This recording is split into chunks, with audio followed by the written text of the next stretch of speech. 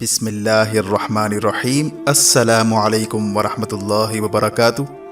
حضرت حذیفہ بن یمان رضی اللہ عنہ سے روایت ہے کہ رسول اللہ صلی اللہ علیہ وسلم نے ارشاد فرمایا کہ قیامت اس وقت تک قائم نہیں ہوگی یہاں تک کہ بدنام زمانہ شخص جس کا باپ بھی بدنام زمانہ تھا اسے دنیا میں سب سے زیادہ شریف اور معزز سمجھا جائے گا۔ حضرت ابو ہریرہ رضی اللہ عنہ سے مروی ہے کہ رسول اللہ صلی اللہ علیہ وسلم نے فرمایا، جب امانتیں ضائع ہونے لگیں تو قیامت کا انتظار کرو۔ پوچھا گیا، یا رسول اللہ، امانتوں کے ضائع ہونے کا مطلب کیا ہے؟ آپ نے فرمایا، جب نااہل لوگوں کو اختیارات اور معاملات سونپ دیے جائیں تو قیامت کا انتظار کرو۔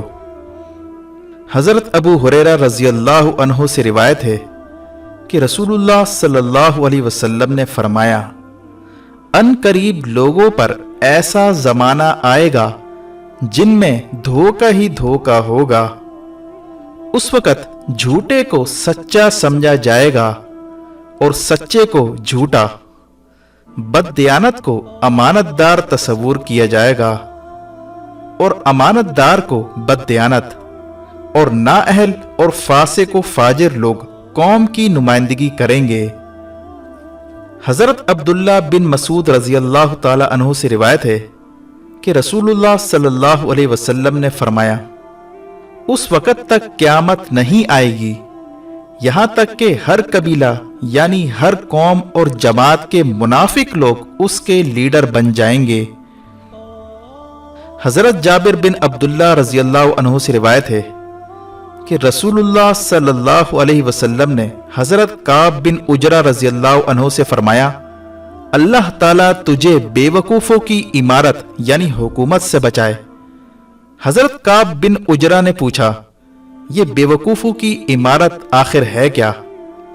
رسول اللہ صلی اللہ علیہ وسلم نے فرمایا، میرے بعد ایسے حکمران ہوں گے جو میری اطاعت نہیں کریں گے اور نہ ہی میرے طریقے پر چلیں گے، اور جو بھی ان کے بولے گئے جھوٹ کی تصدیق کرے گا یعنی ہاں میں ہاں ملائے گا اور ظلم میں ان کا ساتھ دے گا، ایسے لوگوں کا مجھ سے کوئی تعلق نہیں اور نہ میرا ان سے کوئی تعلق ہے، اور ایسے لوگ میرے حوض پر نہیں آ سکیں گے، اور جو ان کے جھوٹ کی تائید نہیں کرے گا اور نہ ہی ظلم میں ان کا ساتھ دے گا، ایسے لوگ مجھ سے ہیں اور میں ان سے ہوں، اور یہ میرے حوض پر آ سکیں گے۔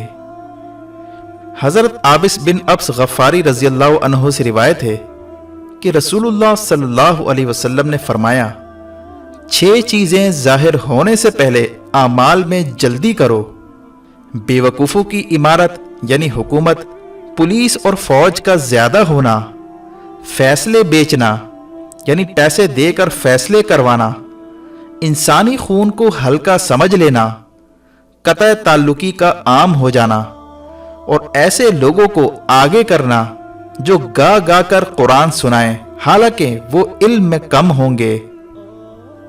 حضرت عبداللہ بن عمر رضی اللہ عنہ بیان کرتے ہیں، بے شک قیامت کی نشانیوں میں سے ایک یہ ہے کہ اچھے لوگوں کا مرتبہ پست سمجھا جائے گا اور برے لوگوں کو اونچا درجہ دیا جائے گا، اور ہر قبیلے کی قیادت اس کے منافق لوگ کریں گے۔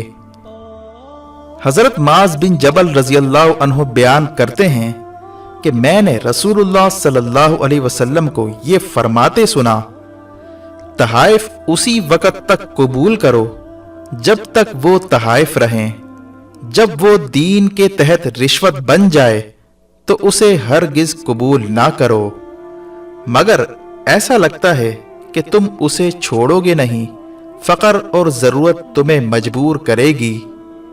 خبردار، اسلام کی چکی گردش میں رہے گی، بس قرآن کے ساتھ چلتے جاؤ۔